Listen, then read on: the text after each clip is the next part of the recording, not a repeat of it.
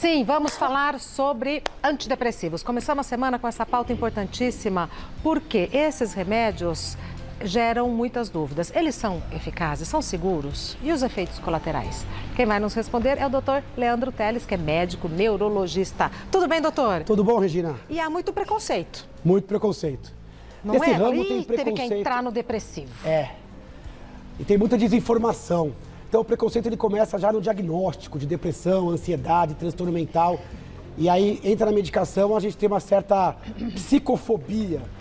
Fobia do médico, do remédio, da receita, de tudo. E o que eu escuto é isso, teve que entrar no depressivo. Então mistura o diagnóstico com o remédio e fica... Porque o remédio é antidepressivo, não causa dependência. Não causa dependência. O remédio, ele trata uma doença comum, intensa e incapacitante. É um remédio que diminui o risco de morte por depressão, internação, recorrência. Aliás, os antidepressivos foram uma revolução da medicina do tamanho, talvez, da revolução dos antibióticos. Nos últimos 70 anos, a gente tem uma evolução de várias gerações também de antidepressivo e a gente precisa rever esse preconceito.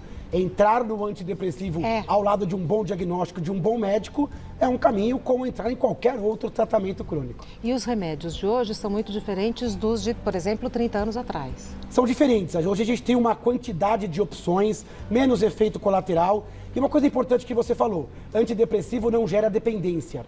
Muita gente confunde antidepressivo com tarja preta. Antidepressivo não é tarja preta, ele é tarja vermelha. Você compra com receita carbonada, mas não é tarja preta. As pessoas confundem com calmante ou ansiolítico e fazem uma confusão na cabeça que aumenta ainda mais o preconceito.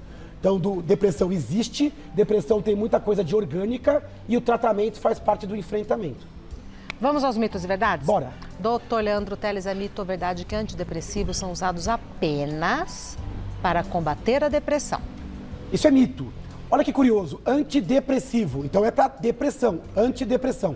Realmente ele trata a depressão na forma leve, moderada e grave, trata depressões de vários tipos, depressão com ansiedade, depressão melancólica, principalmente as depressões unipolares, que não são bipolares. Então o antidepressivo trata sim depressão, isso já é um mundaréu de gente. No Brasil a gente está falando de mais de 15 milhões de portadores. Só que às vezes o médico usa um antidepressivo para tratar outras doenças, como ansiedade. Então a ansiedade grave, patológica moderada grave, também recebe antidepressivo. Ele tem uma ação anti-ansiedade. Às vezes paciente com dor crônica, enxaqueca, cefaleia tensional, fibromialgia, às vezes até dor articular. Alguns antidepressivos, em doses mais baixas, podem ter uma ação analgésica crônica. Antidepressivo pode tratar compulsões. Tem alguns antidepressivos mais sedativos que tratam distúrbio de sono. Cuidado quando você escuta a classe do remédio, porque não é tipo chave e fechadura. Ele tem uma utilidade em medicina que vai além da depressão. É mito ou verdade que antidepressivos, são pílulas da felicidade? Já ouviu falar esse termo? Olha, esse remedinho é uma pílula da felicidade. Esse conceito ele surgiu na década de 80, com a fluoxetina, a sertralina. Olha, são pílulas da felicidade. E foi um lobby totalmente infeliz, totalmente errado. Felicidade, foi um você não... desserviço, né? É um desserviço. Felicidade você não encapsula. Se você acha que você vai tomar um antidepressivo e vai ser feliz, isso é um erro. O que acontece? A depressão, ela traz vários sintomas. Sensação de menos-valia, autoestima baixa, melancolia, tristeza. O antidepressivo, ao tratar a depressão, ele vai permitir que você seja feliz diante da felicidade e seja triste diante da tristeza. Como tem que ser? Ele vai permitir a congruência. O seu cérebro saudável, ele vai ser feliz diante das coisas que sempre te fizeram feliz. A doença que te roubou a capacidade de extrair prazer, felicidade, que te fez ficar desanimado, para baixo, sem vontade, sem ânimo, sem entusiasmo, negativo, pessimista. O remédio ele recupera isso. Agora, não é que ele te dá felicidade, ele te dá condições de ser feliz, mais ou menos feliz, de acordo com as suas escolhas. De estar emocionalmente inteiro, de acordo com a situação. Exatamente. Não é que a pessoa vai tomar o antidepressivo e vai sair rindo de qualquer coisa, ou que não vai sofrer mais. Não. O antidepressivo ele vai recuperar a doença e tem que lembrar que o antidepressivo é uma das modalidades de tratamento. Uma das. Ele está ao lado da terapia, do exercício físico, do gerenciamento de sono, das escolhas sociais, profissionais, dos vícios. Então, o antidepressivo ele é mais uma ferramenta que pode te ajudar a captar a felicidade. É mito ou verdade que o uso de antidepressivos faz mais mal do que bem à saúde? Isso é um mito, né? Mito. Na verdade, qualquer remédio mal prescrito pode fazer mal. Então, o antidepressivo bem prescrito, para você, com auxílio médico, com seguimento médico, sobre um diagnóstico, por um tempo. Com acompanhamento. Com acompanhamento, a chance dele trazer mais benefício do que prejuízo é enorme. Geralmente, os antidepressivos, os efeitos colaterais, não são de grande monta. Eles têm efeitos colaterais, principalmente no início do tratamento ou em doses mais altas. Colateral? Boca seca, essas Muito coisas? comum boca seca, às vezes alteração intestinal, Tremor. pode dar um pouco de tremor, pode dar náusea, mas depende um pouco da pessoa, do antidepressivo escolhido e da dose. Alguns pacientes não têm quase nenhum efeito colateral, outros têm alguns efeitos colaterais que vão melhorar em alguns poucos meses. Alteração do apetite, ou alteração de libido, ou performance no orgasmo, ou performance sexual. Só que tem que lembrar que não é que a pessoa está passando na rua e alguém tacou um antidepressivo. A pessoa ela tem uma doença, que é uma doença que rouba a vida, que rouba a qualidade de vida. Então, diante de uma depressão moderada grave ou de uma ansiedade moderada grave, o custo-benefício é pró-remédio, junto com terapia, por um tempo. Então, quando a gente vai pesar o custo-benefício, a maioria dos pacientes bem diagnosticados vão ter mais vantagens do que desvantagens. Os efeitos colaterais, geralmente, eles são transitórios. Eles não são definitivos. Você não vai ter uma doença a mais. Eu não vou ter Alzheimer, uma degeneração cerebral. Agora, a doença pode te roubar muita qualidade de vida. Inclusive, te roubar a vida. Porque hoje, a principal causa de suicídio é a depressão. Então, esses remédios, eles têm uma grande vocação e eles são autorizados, na grande maioria dos países, pelas melhores agências de pesquisa e de influência médica. É mito ou verdade que assim que o paciente se sente melhor, o antidepressivo deve ser suspenso? Isso é mito, né? Primeira coisa, o antidepressivo demora para começar o efeito, ele tem que ser mantido por um tempo, e mesmo que o paciente... É verdade que tem que ficar pelo menos 6 meses? A gente tem, esse prazo ele varia, de 6 meses a 2 anos. Alguns especialistas acham que em alguns casos, você tem que tratar por no mínimo 2 anos. Mas não menos que 6 meses? Não menos que 6 meses. Por quê? Mesmo que o paciente se sinta bem 2, 3 meses, a suspensão do remédio pode fazer a recorrência ser mais intensa ou ser mais precoce. Alguns pacientes precisarão tomar décadas, alguns até pelo resto da vida, mas o mínimo de 6 meses, a gente está discutindo isso em 6 meses a 2 anos, mas não é assim, melhorei, parei o remédio. A gente tem isso muito. Às vezes a gente fala, você vai ter que tomar um remédio para depressão, a pessoa, mas quando que eu vou poder parar? Ela quer se livrar do remédio, às vezes antes de se livrar da doença. Primeira coisa, se livra da doença. Mais um ponto de angústia, né? Angústia. Depois, você tem que mudar os hábitos para que você não esteja no mesmo contexto que gerou o início da doença. Senão a doença volta. E às vezes tem que manter o antidepressivo por um pouco mais de tempo.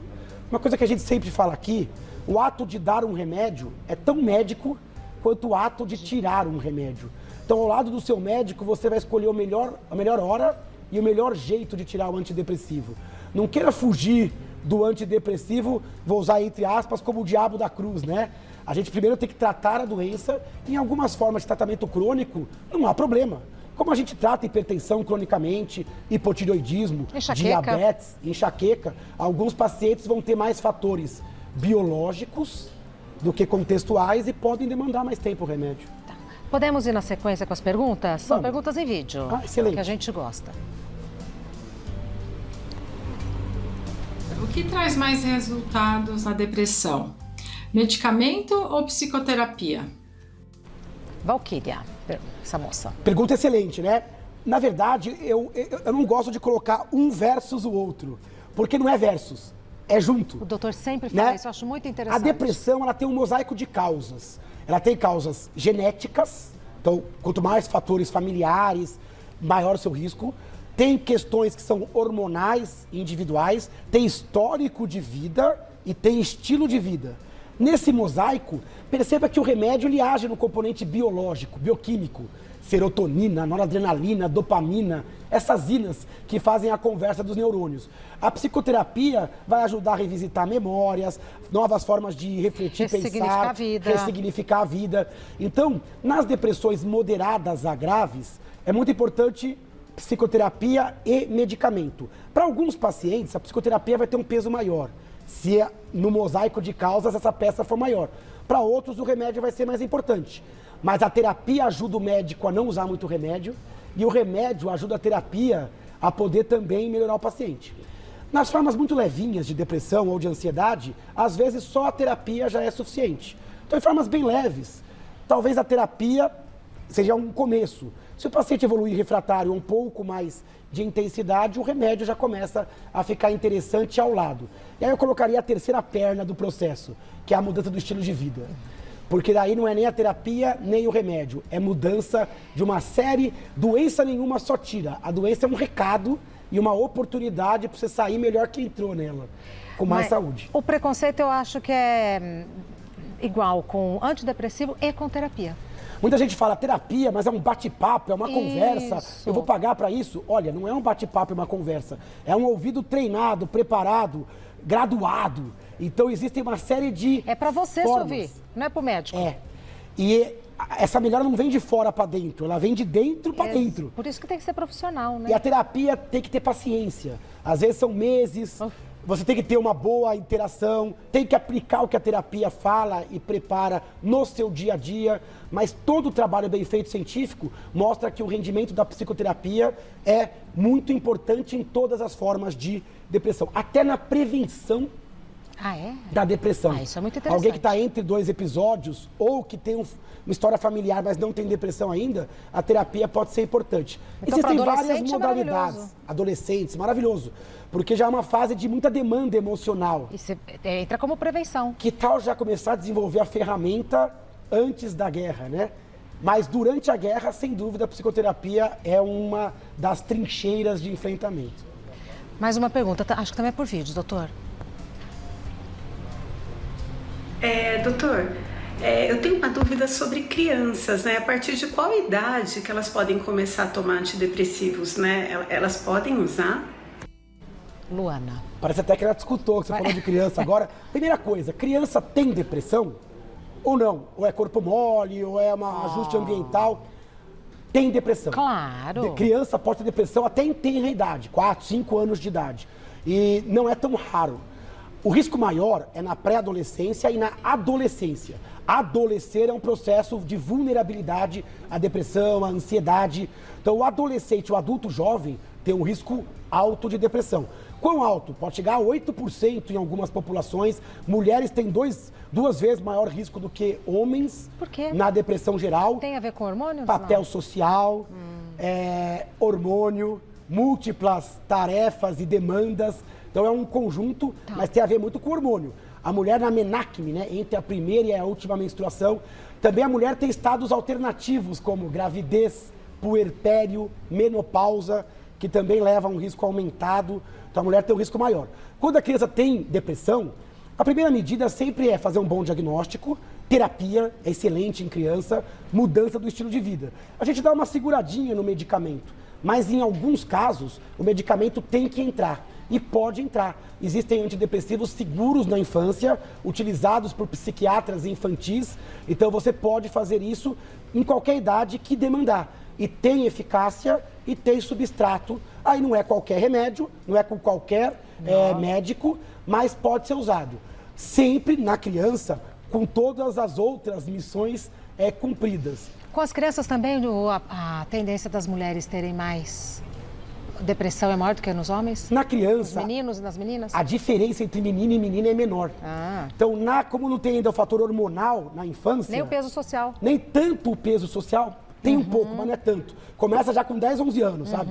Mas na criança mais de tenra idade, você tem muito fator genético e você tem muito fator ambiental. Às vezes, desencadeantes ambientais. Aí entra bullying, aí entra a rede social, aí entra separação, vários processos. Você pesa mais terapia, inclusive envolvendo a família e a comunidade. Mas em alguns casos, o remédio vai entrar e pode entrar. Isso é melhor do que você estigmatizar com a doença. Porque a gente tem medo de estigmatizar com a droga e recebe o estigma da doença e configura aquela personalidade com uma autoestima já alterada. Então, a resposta é positivo.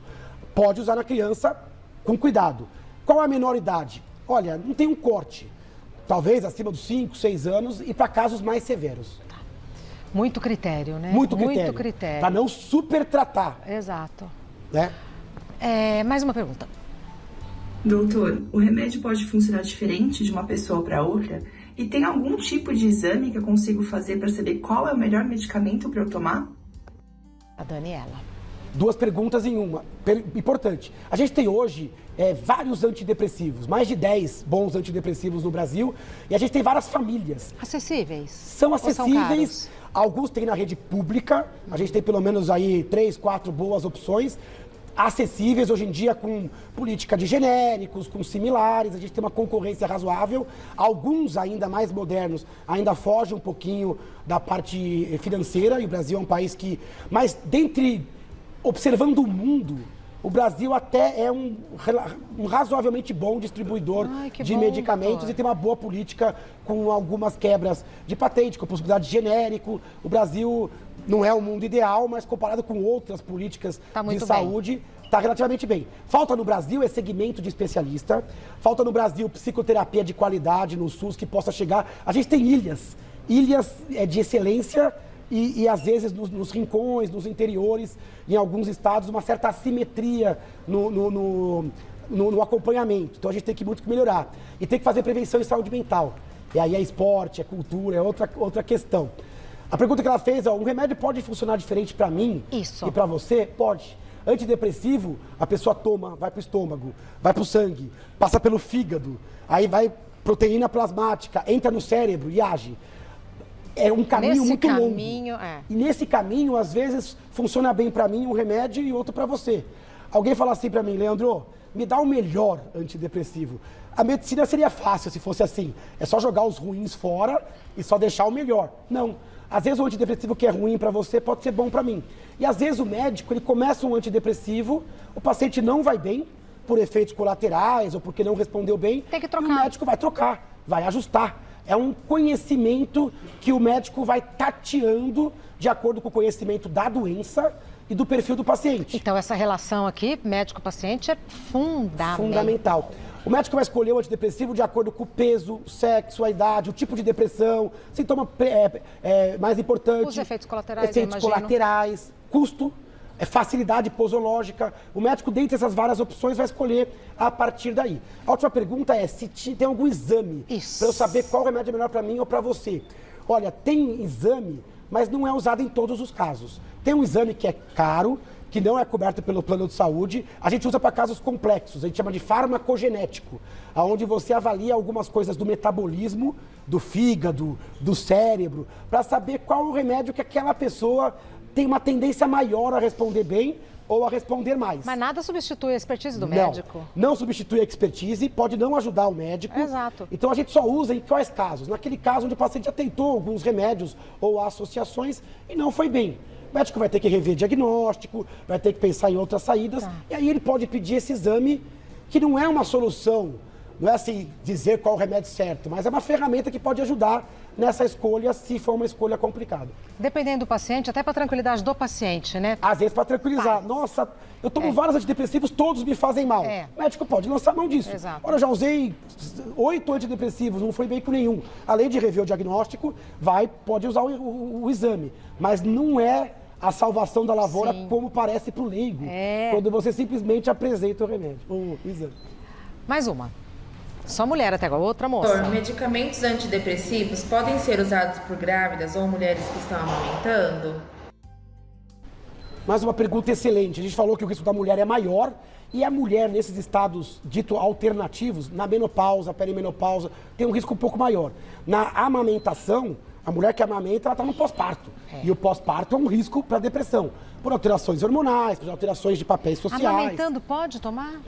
Então, a maioria dos antidepressivos pode. Então, esse é um primeiro mito. Uma mulher com uma depressão pós-parto, ela pode ser tratada com remédio e ela não precisa interromper a amamentação. O que a gente recomenda sempre? Escolher um antidepressivo adequado para o aleitamento, a dose menor possível, isso é óbvio, e sempre comunicar ao pediatra e observar o bebê. O que passa no leite, para os antidepressivos mais comuns em doses habituais, é muito pouquinho. A gente vai observar o bebê se ele fica mais irritado ou mais choroso. De modo geral, a mulher consegue ser tratada com antidepressivo e persistir aleitando o seu bebê, que é uma bênção, né? Porque imagina você gerar mais essa frustração, eventualmente, que para algumas mulheres, e para o bebê é ótimo, né? É um alimento que já vem quentinho, preparado, cheio de anticorpos, é perfeito, né? Então, você pode amamentar, mas conversa sempre com o seu médico e com o pediatra, porque já tem mais um interessado nesta prescrição, que é o pediatra. Se for na gravidez, também é possível tratar mulheres grávidas com antidepressivo. Lógico, depende da intensidade, dependendo do tipo, do momento da gestação, o médico vai escolher um remédio mais adequado. Então, com um bom médico, psiquiatra, neurologista ou clínico geral, e comunicando aí, no caso, o obstetra, você consegue tratar a depressão na gravidez com medicamento, se for o caso. Então, isto é possível. A pior opção, às vezes, é por não querer tomar o remédio, às vezes deixar a depressão comer solta ou seguir o seu ciclo na gestação.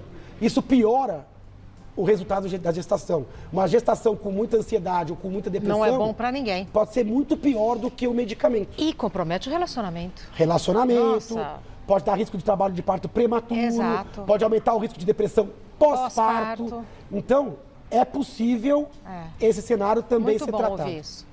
Mais uma pergunta. Eu gostaria de saber o que o senhor pensa sobre o tema medicalização da vida e o uso indiscriminado de medicamentos. Olha, essa pergunta é muito importante nessa pauta, porque a gente recebeu muitas perguntas sobre a utilidade do antidepressivos, aprendemos que ele tem a sua utilidade, seu lugar ao sol, tem seus riscos, mas o benefício é maior. E ela fez uma pergunta, eu até vou repetir aqui, sobre medicalização da vida. Exato, uso indiscriminado de medicamentos. Esse termo muita gente não conhece, mas seria o quê?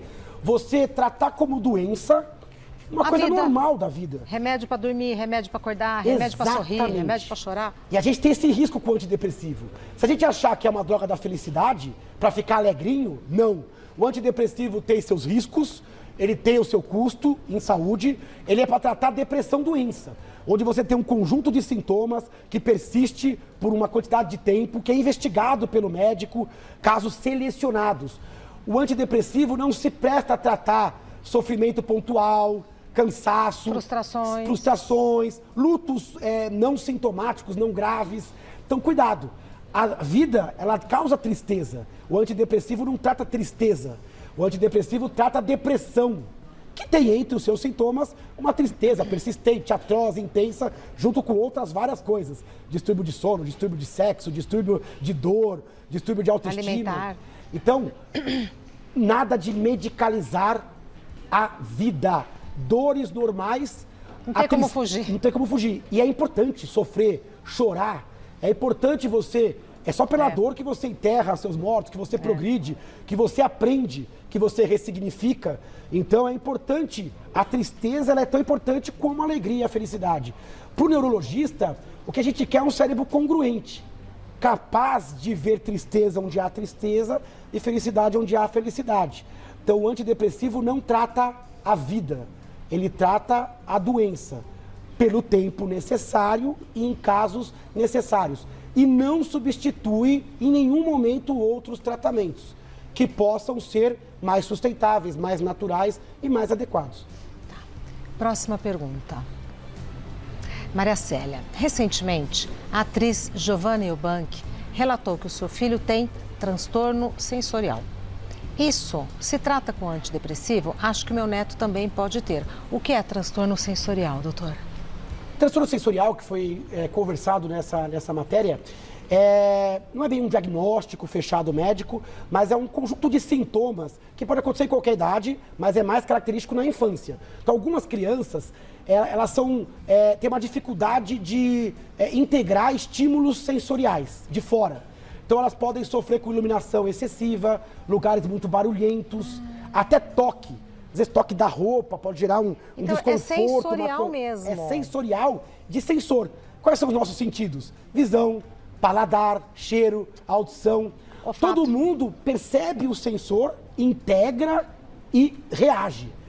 Pessoas com distúrbios sensoriais podem perceber de forma excessiva alguns estímulos e terem dificuldade de responder adequadamente. Então ele pode chorar por um toque, ou num ambiente meio tumultuado fazer uma birra, ou se calar diante de um estímulo. Então, é uma alteração do comportamento a partir de uma sensibilidade que pode ser dos 5 Exato. sentidos. Você foi precisa agora. A gente enxerga, porque a criança às vezes tem idade, 4, 5, 6 anos, 7 anos, você percebe que o comportamento é estranho, porque parece que ele não está se adaptando a um sensor. Aquele sensor está um pouco desregulado. Isso é a alteração ou transtorno sensorial. Às vezes, esse transtorno sensorial está junto com outras doenças. Por exemplo, o autismo. O autismo, além de outros sintomas, tem uma dificuldadezinha sensorial. Às vezes eles não gostam, às vezes, de toque, ou de abraço fora de hora, ou de ambientes muito iluminados. Muito barulho. É uma das características do autismo. Pessoa com déficit de atenção também pode ter uma dificuldade de processamento sensorial. Como ele tem o TDAH, mas às vezes vem umas formas mais puras, onde você não tem outras doenças e pode ter a dificuldade sensorial. E aí o tratamento geralmente não é com remédio. O tratamento principalmente é com terapia ocupacional, é com a maturidade, o amadurecimento e treinamento dos sensores. Um olhar carinhoso dos cuidadores, né? Olhar e carinhoso. tolerante. Para ver como as crianças não são iguais. Exato. E quando você trata diferente essas nuances de diferença, você dá condições iguais para um bom desenvolvimento. Mas importante essa pergunta. Transtorno sensorial. Quem tiver dúvida, vai dar uma lidinha que tem uma literatura legal sobre isso. É um conceito um pouco novo e algumas pessoas podem reconhecer isso em si ou em outras Exato. pessoas. Como o caso dela que falou do que observa no neto, né? Que no caso é a pessoa que fez a pergunta, né? O Dr. Leandro tem um site que é leandroteles.com.br e está no Instagram como @neuroleandroteles com um L só. Tem live hoje? Hoje tem live sobre depressão, então vamos tirar dúvida. Inclusive Pessoal, transtorno sensorial, se alguém tiver dúvida. podemos olha lá, falar, que transtorno boa sensorial, às oportunidade. vezes tem dúvida sobre o próprio autismo, TDAH, ansiedade. O pacote sempre é aberto e na hora, no Instagram, se você tem Instagram, vai lá no Instagram, Neuroleandro Teles, inclusive estão presenteando algumas pessoas ali num post sobre esse livro, Depressão Não é Fraqueza, Neuroleandro Teles. Hoje vamos combinar em torno de umas 7h30, 8 horas, essa live sobre depressão. Vamos abrir aleatoriamente? Vamos ver o que sai. Outras doenças também podem causar perda cognitiva, como múltiplos acidentes vasculares cerebrais, AVCs, problemas de tireoide, baixa de vitamina B, HIV, sífilis, traumatismo craniano. Nossa, a lista é grande. Aí se abriu um termo importante. O que causa esquecimento, que é um dos sintomas que quem tem depressão tem. Então, esse livro é olha, tudo escrito para leigo. Pois é, por isso que eu gosto de abrir, porque assim, não é para médico, é Não para é pra gente médico. como eu. A gente como o pessoal que está em casa, Mas para você é quase entender. médica também, né? Porque tem pauta médica, aqui você já é uma semi-qualificada. Longe, o que vocês estudam é barbaridade. Então, hoje, live em torno de umas 7, 7 e pouco, no Instagram do Dr. Leandro Teles, que é Neuro Leandro Teles. As crianças estão bem? Estão ótimas, saudáveis, lindas, voltando para a escola. Graças a Deus. O livro, onde encontra? Esse livro você consegue na internet, basta dar um Google Os ali. livros. Os livros. Leandro Teles, livros. Tem o livro de ansiedade, depressão, o cérebro ansioso. Tem o Depressão Não é Fraqueza para depressão, tem os novos desafios do cérebro, o Antes que eu me esqueça. Então você consegue ali no Google, mas nas ótimas, nas boas livrarias, vias digitais também. Tem o livro em e-book. Esse Depressão Não é Fraqueza é o que eu trouxe hoje. A gente veio até na paleta de cores. Exatamente, do livro exatamente, ali, né? estava anotando. Sempre um prazer recebê-lo, um Prazer beijo é para a meu. família. As meninas vão brincar o carnaval? Bom, elas adoram. A gente vai ficar em São Paulo, mas a gente vai naqueles bloquinhos. Fantasiadinhas e tudo? Fantasiadinhos, Coisa blocos seguros, fofa, tranquilos, coisa elas fofa. amam. Muito obrigada, até breve.